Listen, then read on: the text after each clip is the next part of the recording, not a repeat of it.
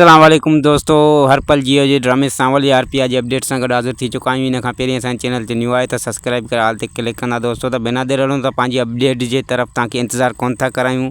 जी दोस्तों, तव्हांखे ॿुधाईंदो हलां त सांवल पंहिंजी जेका त कोशिशुनि सां जेका त असलम खे ॻोल्हे लधो दोस्तों, ऐं कंहिं हिन एमरजेंसी अस्पताल में हू पियल हुयो ऐं उनखे एम्बुलेंस जे थ्रू माना खणी अची घर पहुचायो दोस्तों। ऐं पीउ आहे जेको त तमामु ख़ुशि थी ऐं हुनजो शुक्रियो अदा कयो दोस्तों।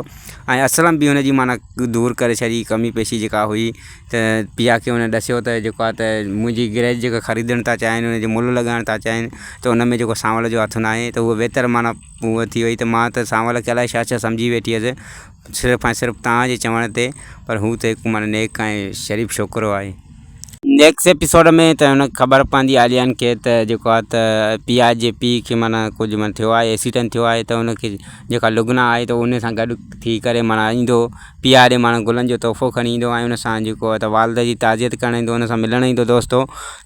पीउ आहे जेको आहे त हिकु माना पोशाक पाए जेको आहे त निकाब पाए ऐं जेका झाड़ू पोछा कंदी, ऐं उन ई हालत में जेको आहे त आलियान जी हुनखे ख़बर पवंदी त गिटीअ मां अचे थो या अहिड़े हिसाब सां, त हू दरवाज़े मां लीओ पाए करे ॾिसंदी ऐं आलियान हुनखे ॾिसंदो। त हू माना हिकु अजीब सीन हूंदो दोस्तों, बहितरीनु सीन जेको राति वारे एपिसोड में जेको हलायो वेंदो दोस्तों नेक्स्ट एपिसोड में।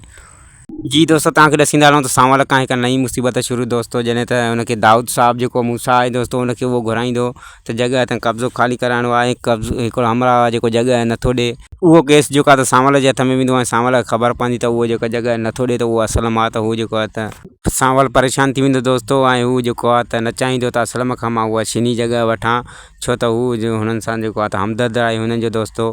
त हिकु भेरो ॿीहर सांवल जेको मुसीबत में फासंदो दोस्तों। त हीअ ई असांजी अपडेट, वधीक वीडियो ॾिसण ऐं ॿुधण लाइ सब्सक्राइब कयो असांजे चैनल खे। वरी मिलंदासीं नेक्स्ट वीडियो में। ख़ुदा हाफ़िज़ दोस्तों।